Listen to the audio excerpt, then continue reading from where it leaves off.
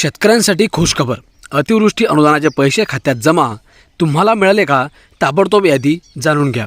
शेतकरी मित्रांनो, तुम्ही सर्वांचं स्वागत आहे आपल्या शेतकरी मित्र या यूट्यूब चॅनलवर.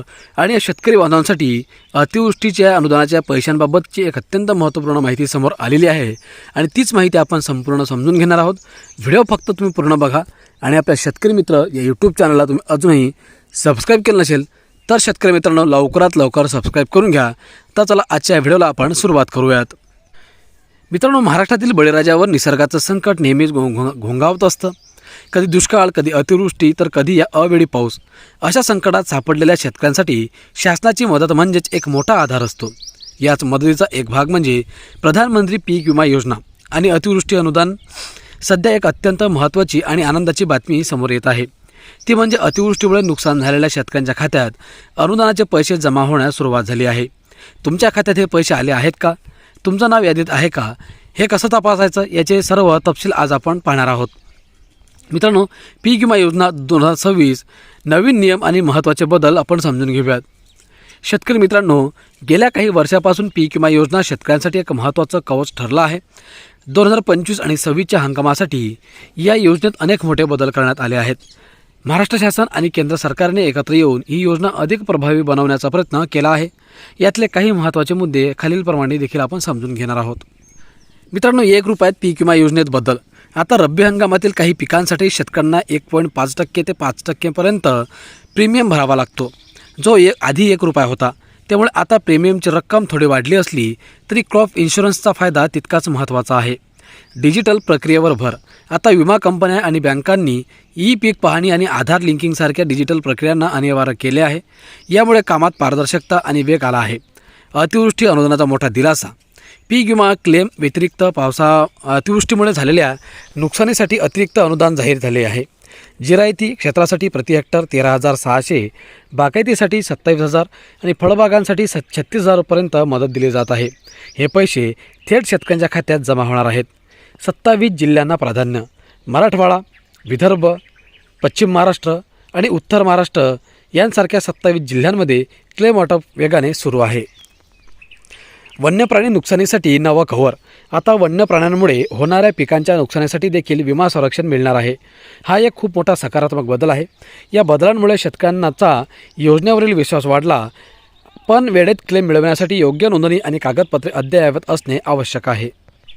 मित्रांनो, कोणकोणत्या पिकांना विमा संरक्षण मिळते ते देखील आपण थोडक्यात जाणून घेऊयात. हंगामातील मुख्य पिकांची यादी. मित्रांनो, आपल्याला कोणत्या पिकाला विमा संरक्षण मिळते हे जाणून घेणे महत्त्वाचे आहे. महाराष्ट्र राज्यातील जिल्हानिहाय क्रॉप कॅलेंडरनुसार खालील प्रमुख पिकांना PFVY अंतर्गत कव्हर मिळते. खरीप हंगाम 2025. मित्रांनो, यामध्ये सोयाबीन, कपाशी, मक्का, ज्वारी, बाजरी, तूर, मूग, उडीद, भात, रागी. फळपिकांचा विचार केल्यास आंबा, चिकू, पेरू, केळी आणि भाजीपाल्याचा विचार केल्यास टोमॅटो, कांदा आणि बटाटा आणि काही विशिष्ट जिल्ह्यांत देखील याला अशा प्रकारे हे विमा रक्षण जे आहे ती मिळते. मित्रांनो, रब्बी हंगाम 2025 आणि 26चा विचार केल्यास गहू, हरभरा, ज्वारी, रब्बी मक्का, सूर्यफूल, मोहरी. फळपिकांचा विचार केल्यास संत्री, मोसंबी, द्राक्ष, डाळिंब आणि इतर कापूस, ऊस. तर इत्यादी पिकं जे आहेत ते हे 2025 आणि 26मधील आहेत. यांना संरक्षण मिळतं. प्रत्येक पिकासाठी सम इन्शुरेड विम्याची रक्कम ही सरकारी अधिसूचनेनुसार ठरलेली असते, जी पिकाच्या प्रकारानुसार आणि जिल्ह्यानुसार बदलते. तुमचं नाव पीक विमा लाभार्थी यादीत आहे का ते देखील आता तपासूयात. तर मित्रांनो बघा, अतिवृष्टी अनुदानाचे पैसे तुमच्या खात्यात आले आहेत की नाही हे तपासण्यासाठी खालील सोप्या पद्धती आपण वापरू शकता. जसे की ऑनलाईन तपासणी. अधिकृत वेबसाईट प्रधानमंत्री पीक विमा योजनेच्या अधिकृत वेबसाईटवरती किंवा महाराष्ट्र शासनाच्या कृषी विभागाच्या वेबसाईटवरती जावे लागेल. नंतर फार्मर कॉर्नर निवडावे लागेल. या विभागात जाऊन बेनिफिशरी लिस्ट किंवा क्लेम स्टेटस हा पर्याय शोधा. माहिती भरा. राज्य, हंगाम, जिल्हा आणि तालुका निवडा.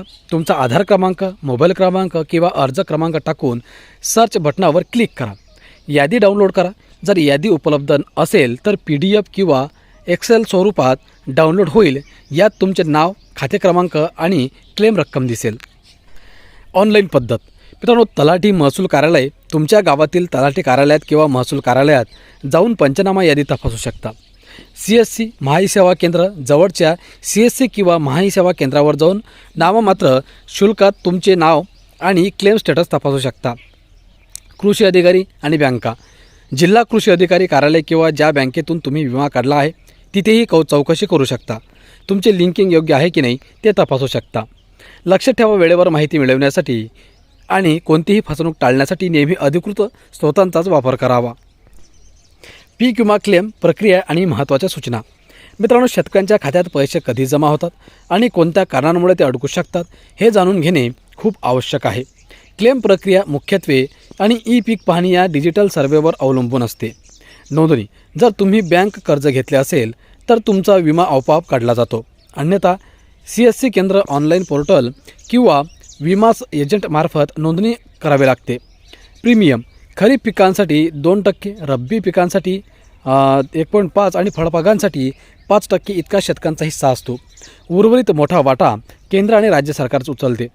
क्लेमचा कालावधी सामान्यतः हंगाम संपल्यानंतर 2 ते 6 महिन्यांच्या आत DBTद्वारे पैसे थेट तुमच्या खात्यात जमा होतात. 2026मध्ये अतिवृष्टीसाठी क्लेम वाटप वेगाने सुरू आहे आणि 27 जिल्ह्यांना प्राधान्य दिले जात आहे. पैसे अडकण्याची कारणे. मित्रांनो, अनेकदा आधार बँक खाते लिंक नसणे, चुकीचा IFSC कोड, बँक खाते सक्रिय नसणे किंवा KYC प्रक्रिया अपूर्ण असणे यामुळे पैसे अडकतात. यामुळे तुमचा क्लेम स्टेटस नेहमी तपासत राहा. महत्त्वाच्या सूचना. मुदत.